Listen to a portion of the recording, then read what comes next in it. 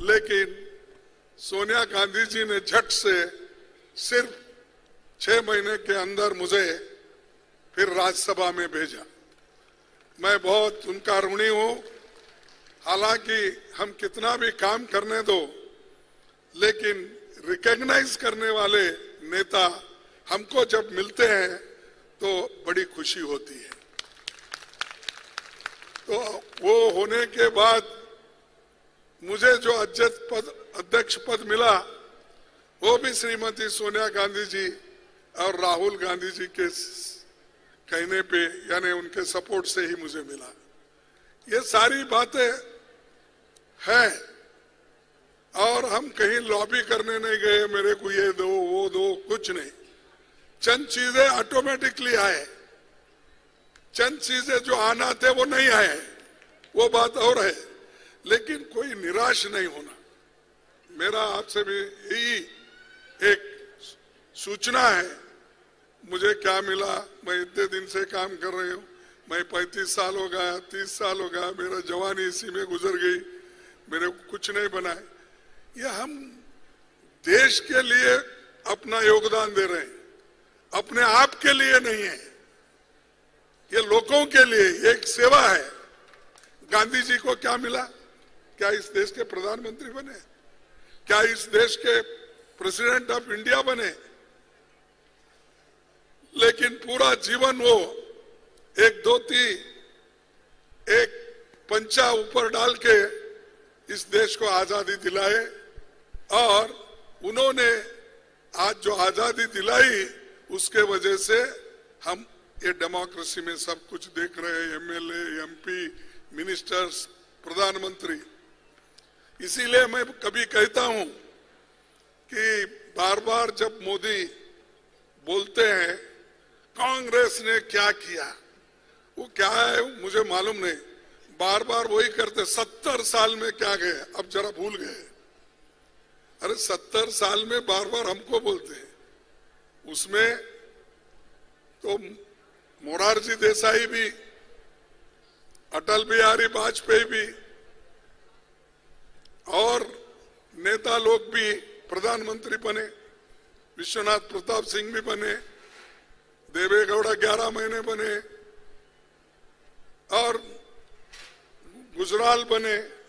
कितने लोग, ये सब छोड़ के वो बार बार कहते हैं कि कांग्रेस ने क्या किया। हम डेमोक्रेसी को बचा के रखा, आजादी को बचा के रखा, संविधान को बचा के रखा, इसीलिए तो आप लोग जिंदा है। मैं उनको कहा आप प्रधानमंत्री जो बने, हम डेमोक्रेसी को जिंदा रखने की जो हमने काम की उसके वजह से आप प्रधानमंत्री बने, शाह होम मिनिस्टर बने, नहीं तो कहा वही गुजरात में रहना पड़ता था। अगर डेमोक्रेसी नहीं होती और हिफाजत नहीं करते, संविधान नहीं होता, संविधान की हिफाजत हम नहीं करते तो ये लोगों का आता पता भी नहीं लगता था। तो ये बड़ी चीज हमने की है और हर बार यही कहते हैं, हर भाषण में यही कहते हैं। परसों फिर उन्होंने पार्लियामेंट में भाषण किया, इतनी लंबी चौड़ी बात की, लेकिन उन्होंने कभी नेहरू जी को याद नहीं किया, गांधी जी को याद नहीं किया, वल्लभ भाई पटेल को याद नहीं किया, डॉक्टर बाबा साहब अम्बेडकर को याद नहीं किया, कुछ नहीं। मैं मोदी और एक बात उन्होंने हमेशा कहते हैं, एक अकेला मोदी सब अपोजिशन पे भारी पड़ता है। तो आप देखिए एक आदमी का अहंकार कितना होता है। और उतना ही नहीं, परसों हमारे 15 अगस्त को आजादी के दिन उन्होंने तकरीर की, आने वाले 2024 में भी मैं यहां आकर झंडा फहराऊंगा।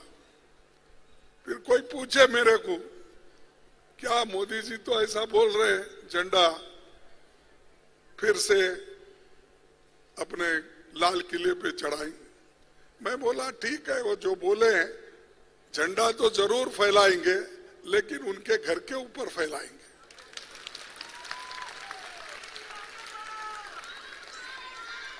लाल किले पे नहीं, अपने घर पे जरूर चढ़ाएंगे और शाह अपने पत्नी के साथ अपने घर पे चढ़ाएंगे। अरे ये आप कहते हैं जो देश के लिए एक पार्टी आज लड़ के आपको आजादी दिलाई, उसके बारे में बार बार ये बात कहते हैं। इंदिरा गांधी जी ने अपनी जान कुर्बान की क्योंकि देश को इकट्ठा रखने के लिए।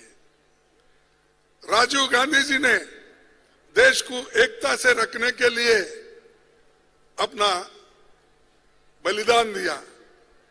ऐसे बड़े बड़े नेता देश के लिए बलिदान देने वाले, त्यागने वाले, मरने वाले हमारे कांग्रेस पार्टी में है। तुम्हारे पास कौन इस देश की आजादी के लिए मर क्या किए, देश को एक रखने के लिए क्या करे? मणिपुर उधर चल रहा है, लेकिन एक दिन इन्होंने झांके नहीं उधर। मणिपुर में आज ऐसा हो गया है, ट्राइबल में झगड़ा लगा है, हर गांव में झगड़ा लगा है। मणिपुर के 2 टुकड़े होने को आए हैं, ये सब काम वहां चल रहा है। तो मणिपुर के बारे में हमने कहा आपने आके मणिपुर के बारे में बोलिए, पार्लियामेंट में बोलिए। हमने बहुत उनको रिक्वेस्ट किया, लेकिन वो नहीं आए। लोकसभा में आए जब अविश्वास प्रस्ताव वहां रखा गया, नो कॉन्फिडेंस मोशन, उस वक्त आए। अब राज्यसभा में नहीं रख सकते हम, क्योंकि वहां वो रूल्स नहीं है। तो और हम क्योंकि वो चुने हुए लोकसभा से होते हैं, तो वहां पर ही वो कर सकते हैं। तो हमारे पास तो उधर देखे भी नहीं। अरे एक ही प्रीमाइसेस में है, एक तरफ लोकसभा है, एक तरफ राज्यसभा है, लेकिन उधर झांक के भी नहीं देखे। और वो ये समझे कि राज्यसभा में जाना ये पाप है, इसीलिए उधर कदम भी नहीं रखे। और इतने लोग, 300 के नजदीक लोग मारे गए, 600 से ज्यादा लोग घायल हो गए, 6000 से ज्यादा घर जल गए, जलाए गए, मोटर, गाड़ी, स्कूटर, एवरीथिंग। उसका भी पता नहीं, वहां पर उसके बारे में भी नहीं बोले, मुंह नहीं खोले। मुंह जब खोले, लाल किले पे खोले, वो भी 2 मिनट के लिए मणिपुर के बारे में। ऐसे लोग हैं तो वो देश की हिफाजत कैसा कर सकते हैं? देश के लिए क्या बलिदान दे सकते हैं? नहीं, वो डर के गए ही नहीं उधर।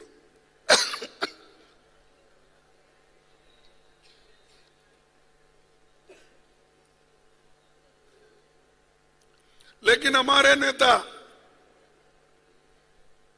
हमारे राहुल गांधी जी, उनके साथ वेणुगोपाल भी थे, इन्होंने गए, वहां सरकार रोकी, फिर भी उन्होंने कहा हम तो पैदल जा रहे हैं, हम कार लेके जाएंगे।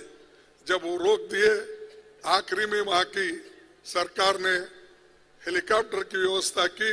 उस वक्त राहुल गांधी, वो तो ना एमपी है, वो अब फिर रीइंस्टेट हो गए, उस वक्त नहीं थे, या कोई मंत्री नहीं थे, कुछ नहीं।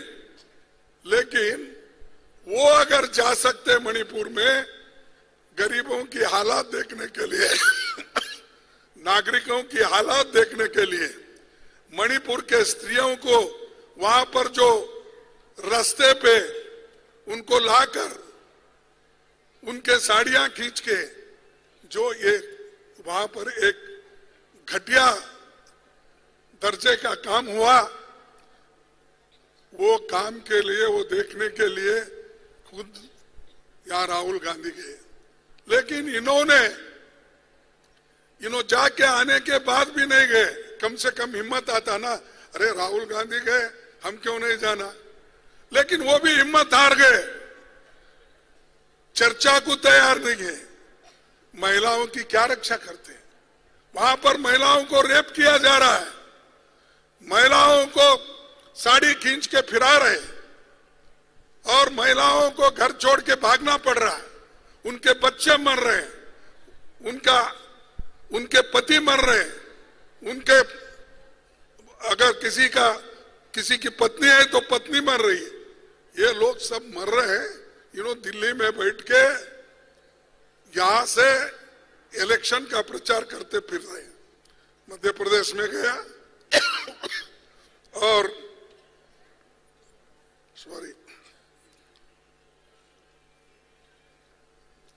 मध्य प्रदेश गए, राजस्थान गए, छत्तीसगढ़ गए। अरे यहां जाने को, इलेक्शन की प्रचार करने को आपको वक्त मिलता है। मणिपुर में इतना सत्यानाश हो रहा है, आप जा नहीं सकते, वहां समाधान नहीं कर सकते।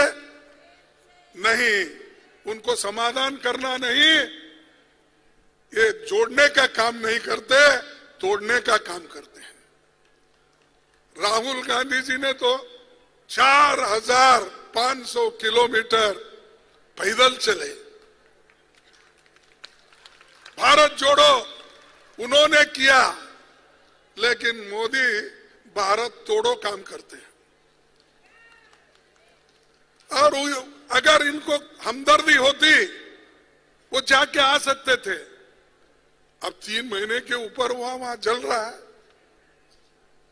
तो इसीलिए बहनों, आपको ये प्रतिज्ञा लेना है कि किसी ना किसी सूरत में इस बीजेपी के सरकार को 2024 में आप हटाएंगे। ये एक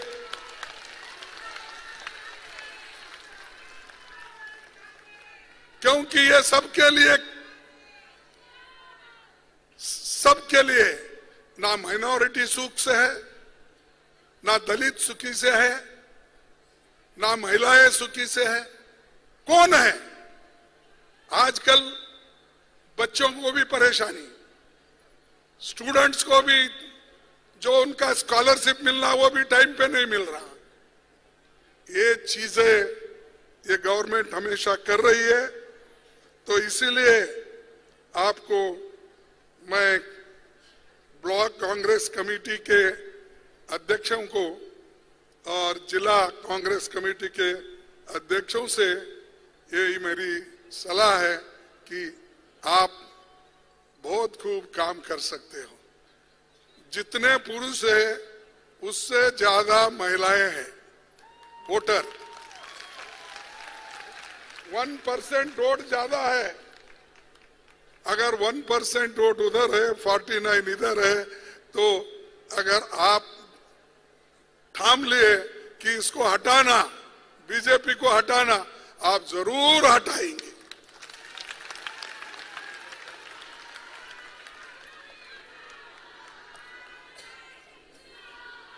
भारत में महिला शक्ति का प्रतीक है।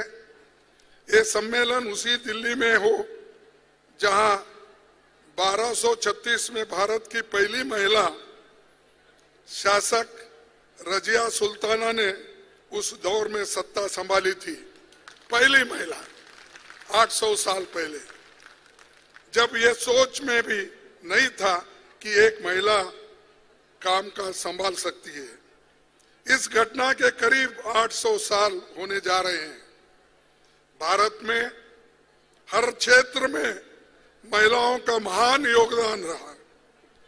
हमारे पास अक्का महादेवी, रानी दुर्गावती, राजमाता जिजाबाई, कित्तूर रानी चन्नम्मा, रानी झांसी, बेगम हजरत महल, सावित्रीबाई फुले, ऐसे महिलाएं क्रांति की है इस देश में। अगर पुरुषों से भी ज्यादा उन्होंने काम किया, पढ़ाने का, लिखाने का, लड़ने का। अगर जिजा माता नहीं होती तो शिवाजी को शिक्षण नहीं मिलता लड़ने का। तो उनके शिवाजी के पीछे कौन है? जिजामाता है। ऐसे बहुत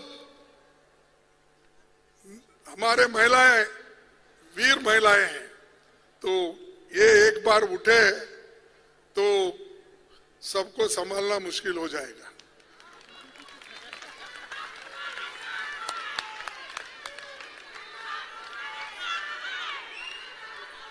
और मैं एक बात कहूंगा, सरदार पटेल को बारदोली में सरदार की उपाधि महिलाओं ने दी। सरदार का जो टाइटल दिया वो महिलाओं ने दिया, कोई पुरुष ने नहीं दिया। और हमारी नेता श्रीमती कमला नेहरू, सरोजनी नायडू, अरुणा आसफ अली, राजकुमार अमृत कौर जैसी कई नायकों ने अंग्रेजी राज को हिला दिया था। प्रधानमंत्री के रूप में इंदिरा जी के कामों को देश भूल नहीं सकता। उत्तराखंड की महिलाओं को चिपको आंदोलन की दुनिया जानती है। तो ये महान नेता है। अगर आज बार बार ये जो बीजेपी के लोग हम पे टीका टिप्पणी करते हैं, उनका एक ही है, वंशवाद। ये आ रहा है भाई, वंशवाद में इंदिरा गांधी जी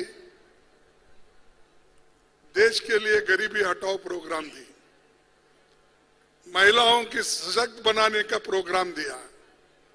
और जो पाकिस्तान और बांग्लादेश का झगड़ा था, उसको अगर किसी ने उस बांग्लादेश की आजादी के लिए किसी ने मदद की तो इंदिरा गांधी जी ने मदद की और बांग्लादेश आज है।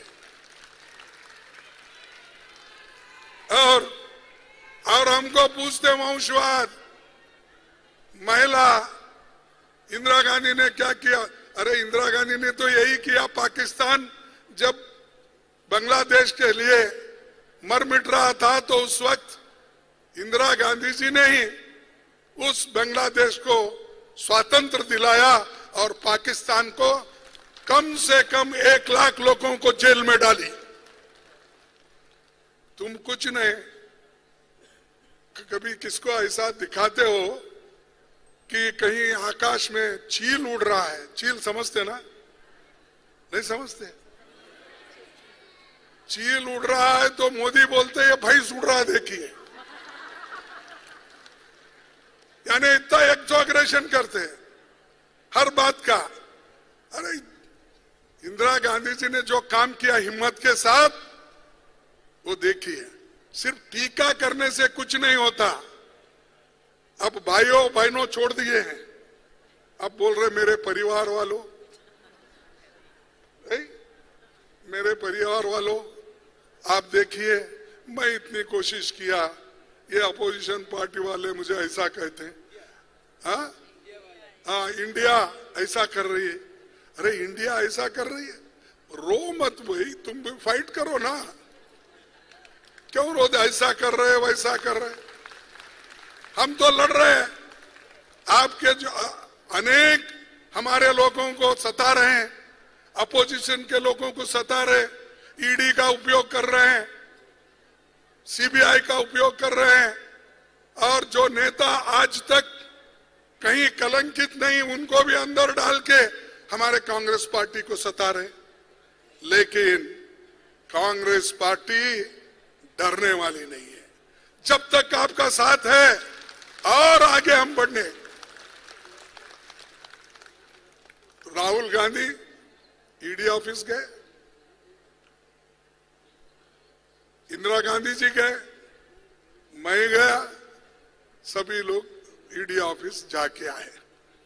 अरे चुप्पी का चुप्पी सताना, बिठाना और कहना ये पेपर का कहां से लाए, ये पेपर का क्या करें, जो सालों से है।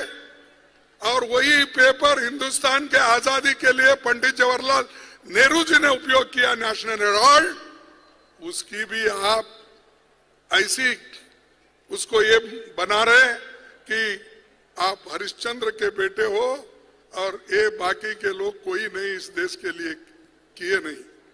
ये ऐसा एक भ्रम पैदा कर रहे हैं, तो उनको सबक सिखाएंगे आप ही, और हम आपके साथ रहेंगे, हम पीछे नहीं रहेंगे, हम साथ रहेंगे एक दूसरे के साथ, तो लड़ेंगे। और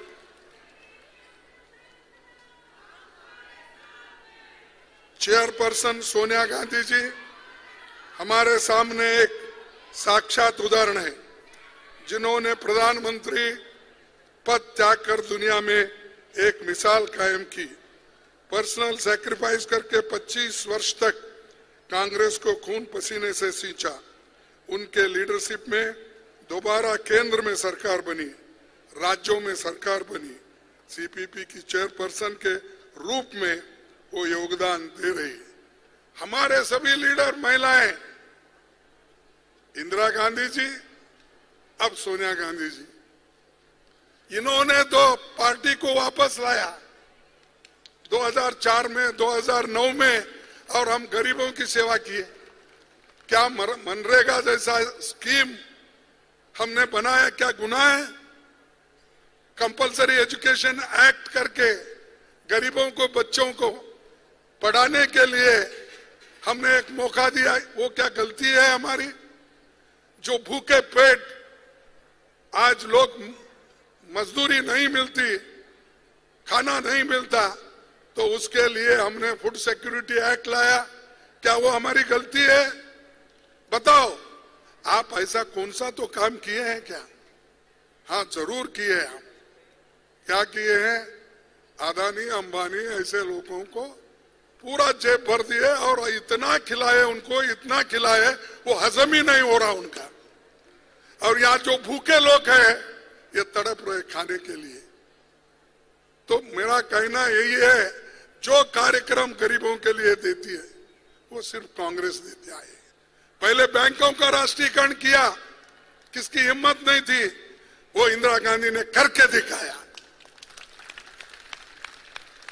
राजे महाराजों की तनख्वाह बंद कर दिया। बॉन्डेड लेबर को उन्होंने छुटकारा दिया। भू सुधारणा कानून लाया।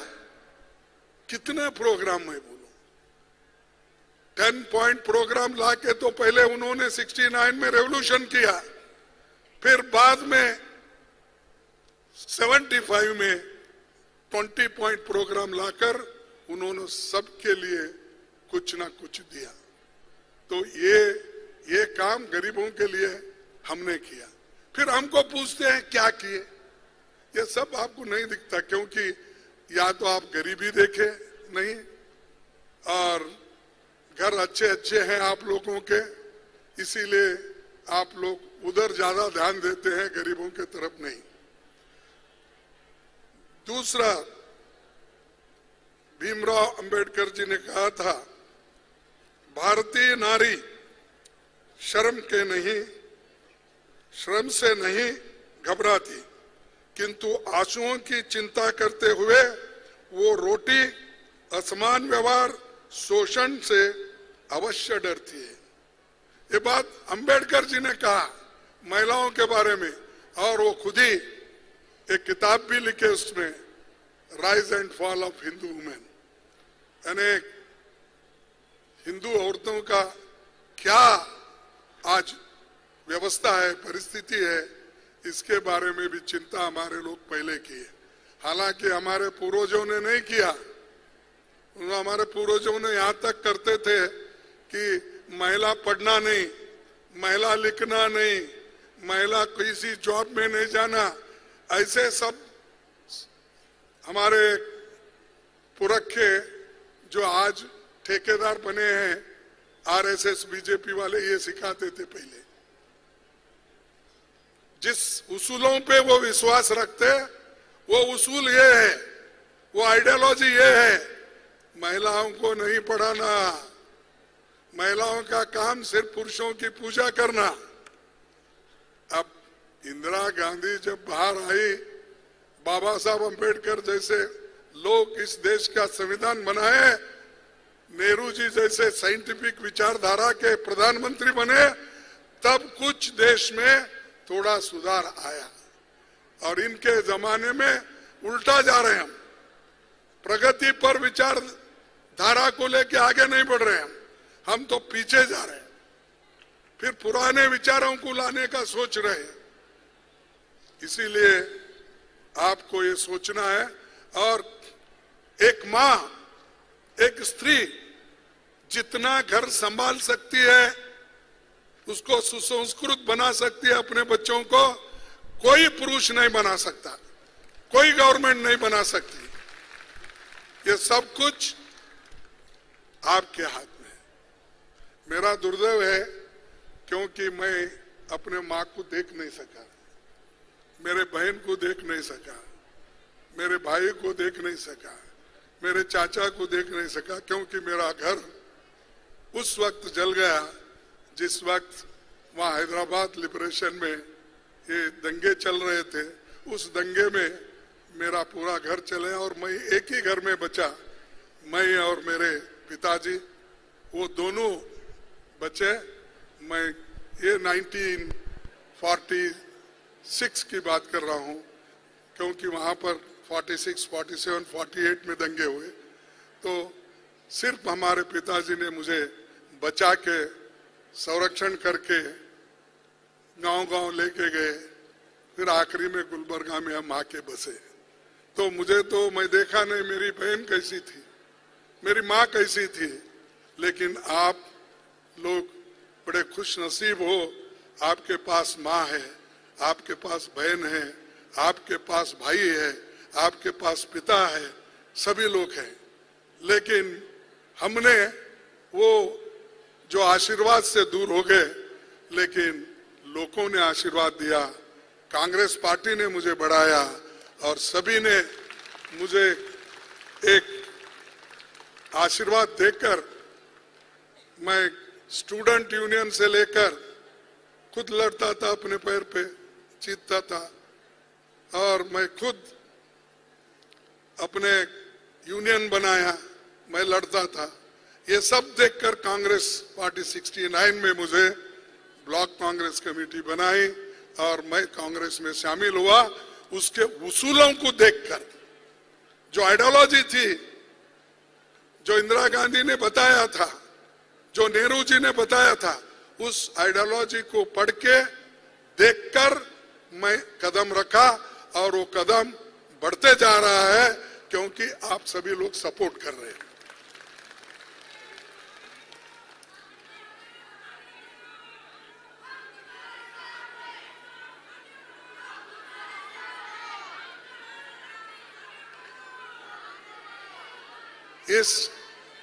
इस आपराधिक लापरवाही के कारण अभी भी मणिपुर बारूद के ढेर पर बैठा है। वो तो मैंने आपको बताया कि ये सरकार तो उधर देख रही नहीं और देखने की कोशिश भी नहीं कर रही, और जैसा राहुल जी ने अपना कदम वहां रखा और उन्होंने ये कहा शांति बनाने के लिए ये जरूरी है कि सभी लोग लड़ना, सभी लोग एक होकर मणिपुर के लोगों को मदद करना।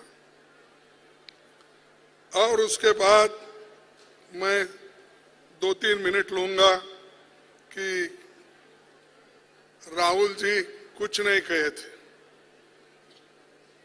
अब हर इलेक्शन भाषण में कोई ना कुछ कहता है, तो वहां पर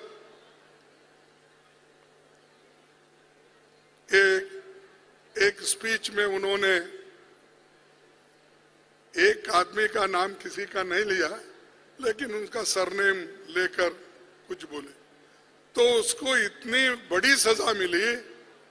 आप प्रावधान है उस क्रिमिनल प्रोसीजर कोड में सिर्फ 2 साल का, पूरा 2 साल उनके ऊपर लगा दिया और उनको 24 घंटे में बर्खास्त भी कर दिया और उनका मेंबरशिप भी निकाल दिया। ये डेमोक्रेसी में ऐसा होता है? कई लोगों को माफ किए। सोनिया गांधी जी जो लोग राजीव गांधी जी का हत्यारे बनकर थे, उन लोगों को सोनिया गांधी ने माफ कर दिया और बोला ठीक है, इनको छुटकारा दे दो, छोड़ दो। अरे एक महिला इतना कंपैशनेट होके, इतने ये होके, उतना दर्द सहन करके उन्होंने ये काम किया। लेकिन आप लोग क्या करते हैं? मारो, तोड़ो, अंदर डालो, फिर कभी नहीं उठना। सभी लीडरों को अंदर डाल के कोई भाषण देता है, अगर कुछ कहता है उनके खिलाफ उसको केस में डालो, दूसरा कोई आता है उसको जेल में डालो। ऐसा जेल की और एफआईआर करने की आदत उनके पास ज्यादा हो गई। और बहुत से राइटर्स, बहुत से लोग आज जो सच्चाई कहते हैं, वो सच्चाई कहने वालों को वो लोग उनका सहन नहीं कर रहे, उनको जेल भेज रहे हैं और बंद कर रहे हैं। और मेरे ऊपर भी, मैं ज्यादा कहीं बाहर उतने कठोर शब्द नहीं यूज किया, उपयोग करना भी चाहता हूं तो अंदर करता हूं, बाहर नहीं करता हूं, क्योंकि वो प्रिविलेज होता है ये समझ के। लेकिन ये मोदी जी छोटे छोटे बातों में कहते हैं, कभी सिंपैथी हासिल करने के लिए वो ये कहते हैं कि मैं एक चाय वाला हूं, एक गरीब बेटा हूं। गरीब बेटा इस प्रदेश के प्रधानमंत्री बना, ये किसको सहन नहीं हो रहा। ये कौन बोले भाई हम सहन नहीं करते? अरे आपको तो सहन कर रहे हैं, इसीलिए तो आप 10 साल से वहां बैठे हैं, 13.5 साल से आप चीफ मिनिस्टर बने, फिर भी आपको ये ऐसा सिंपैथी लेने का क्या है? आप जैसे गरीब बहुत है, अगर मोदी जैसे गरीब लोग देश में बने तो देश का उद्धार हो ही जाता है। हा? इतनी वो अगर रोज एक जैकेट 10 लाख की कोट पहनने वाला अगर सिटीजन हो गया, कोई नागरिक हो गया, तो खत्म, सबको मिल जाता है, कोई सवाल ही नहीं। फिर कहा है गरीबी की रखा, ऊपर क्या नीचे क्या? ये क्यों करते हो? सिंपैथी के लिए। आप काम करो, काम करके आप बताइए। गरीबों के लिए तो कोई काम नहीं करते, सिर्फ आधा भाषण तो कांग्रेस में टीका करने के लिए वहां पर ठहरते हो। लाल किला हो या पार्लियामेंट हो या इलेक्शन भाषण हो, कांग्रेस के बगैर या राहुल गांधी के नाम लिए बगैर प्रत्यक्ष और अप्रत्यक्ष रूप से नाम लेना, वही बनाना। ये जो चल रहा है इसको आप तोड़ सकते हो, इनको आपका लेसन सिखा सकते हो इनको, तो आप ये काम करेंगे, ये मैं आशा रखता हूं। और एक, अब इनके घोटाले बहुत है, मैं अब नहीं बोलता कोरोना में इन्होंने क्या किया, फिर परसों सीएजी रिपोर्ट आ गई, उसमें कितने घपले हो गए, ये सारी चीजें मेरे पास है। लेकिन वक्त कम है, मुझे भी जाना है और इस वक्त और भी भाषण लंबित नहीं करना चाहता हूं। लेकिन हमेशा ये याद रखिए, बीजेपी लोगों को तंग और तबाह करने में, और जो हमने प्रोग्राम दिए थे वो प्रोग्राम को पीछे ढकलने के लिए काम करते हैं। और ये देखिए, और एक, जब कभी मोदी साहब किसी रेलवे स्टेशन पे जाते हैं तो वो हरी झंडा दिखाते हैं, वो पुराने ट्रेन उसको नया कलर पलर वो लगा के वो इंजन एक नया ला के डाल देते हैं। चलो ये भारत, कौन सा क्या नाम रखे उसका, वंदे भारत, वंदे भारत चला, ग्रीन ग्रीन फ्लैग बताना और ट्रेन उधर छोड़ना, इधर आके पब्लिक मीटिंग के जैसा गवर्नमेंट के पैसे में पब्लिक मीटिंग करके सबको गालियां देना। तो ये है, ऐसा कोई लीडर नहीं किया, ऐसा पहले कोई नेता नहीं किया।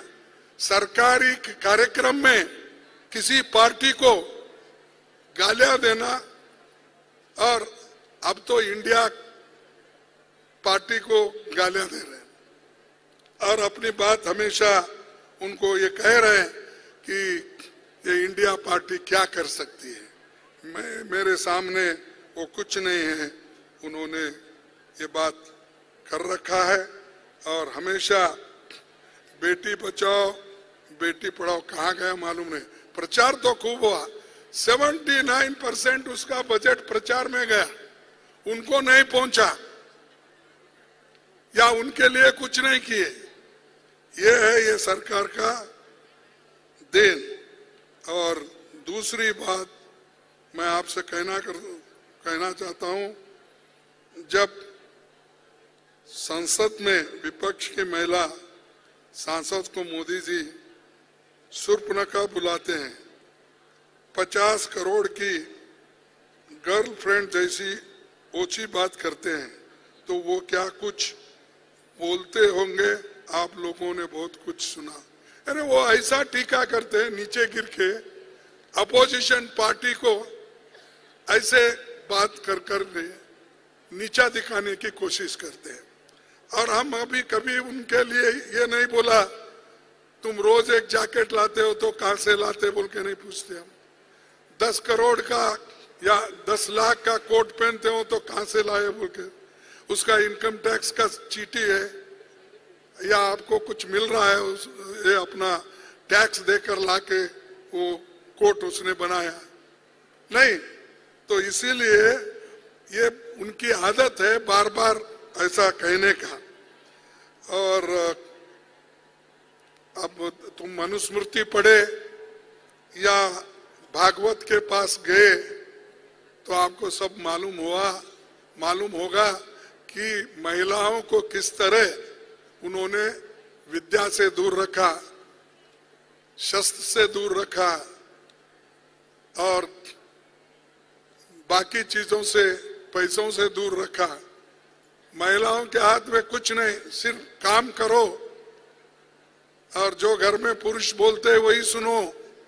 ये सब सिर्फ इनका ही नहीं, भागवत का ही नहीं, भागवत के विचारधारा के लोग जितने भी है बीजेपी में और आरएसएस में, वो सभी यही बोलते हैं महिला उनके लिए कुछ नहीं। और फिर ऊपर से बोलते हैं हम महिला का सम्मान करते हैं, वो माता है। हाँ भाई माता है, माता के लिए क्या कर रहे, उसको खाना भी नहीं दे रहे। वो माता हमारी खेत में काम कर रही है, बच्चे उसके सड़क पे वहां बिलबिलाते रहते दूध के लिए, इसकी चिंता नहीं। फिर बोलना एक, और उसके बाद मैं और एक बात दो बात कह के खत्म करूंगा। अब बेरोजगारी, आपको मालूम है बेरोजगारी के बारे में उनकी क्या राय है, इन्फ्लेशन के बारे में उनकी क्या राय है।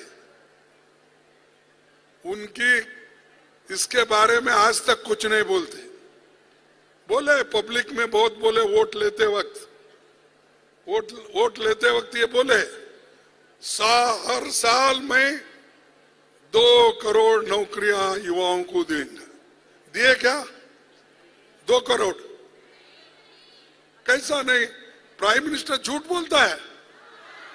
अरे आप फजूल की बात कर रहे हो। ऐसा देश का प्राइम मिनिस्टर 140 करोड़ का नेता 2 करोड़ नौकरियां मैं देता हूं। अगर अब तक